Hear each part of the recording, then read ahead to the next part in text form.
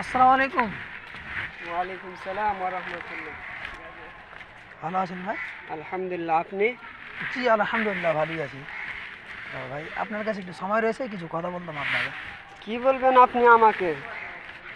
হ্যাঁ, অবশ্যই আছে, বলেন ভাই, বলেন। জি, কথা হচ্ছে যে আপনি আমার সামনে দিয়ে চলে যাচ্ছেন, কিন্তু আপনি সালাম করলেন না।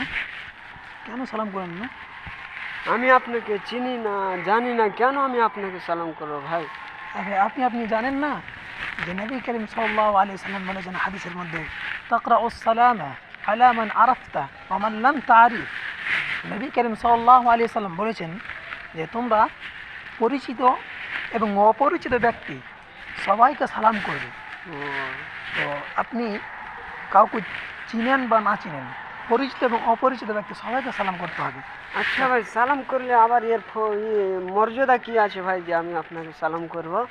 জি, আপনি এর মর্যাদা আপনি যদি জানতেন ভাই, তাহলে আপনি আমার সামনে দিয়ে যেতে পারতেন না। আপনি ও এর আচ্ছা, মর্যাদা বলেন না অনেক ভাই। রয়েছে। জানেন নবী করিম সাল্লাল্লাহু আলাইহি সাল্লাম হাদিসের মধ্যে বলেছেন যে আলা আদুল্লুকুম আলা শাইইন ইযা ফাআলতুমুহু তাহাব্বাবতুম।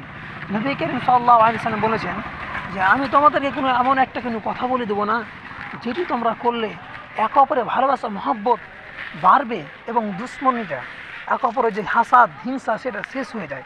সেটা হচ্ছে কি জানেন ভাই? কি বলেন, বলেন। সেটা হচ্ছে আফসুস সালামা বাইনাকুম। নবী করিম সাল্লাল্লাহু আলাইহি সাল্লাম বলেছেন যে তোমরা তোমাদের মধ্যে সালামকে প্রদান করো, প্রচার করো।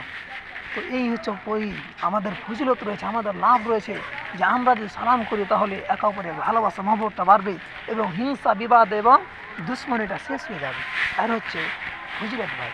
আচ্ছা, অনেক শুক্রিয়া ভাই, আমি আপনাকে অনেক ধন্যবাদ আমি দিলাম। আপনাকে অনেক ধন্যবাদ দিতে চাইছি, আমার জি। কথাগুলো মন দিয়ে আপনি শুনলেন। হ্যাঁ ভাই, হ্যাঁ ভাই। আমার জন্য তো দোয়া করবেন ভাই, যাতে আমি ভালো মতো চলতে পারি। আপনিও আমার জন্য দোয়া করবেন ভাই। ইনশাআল্লাহ।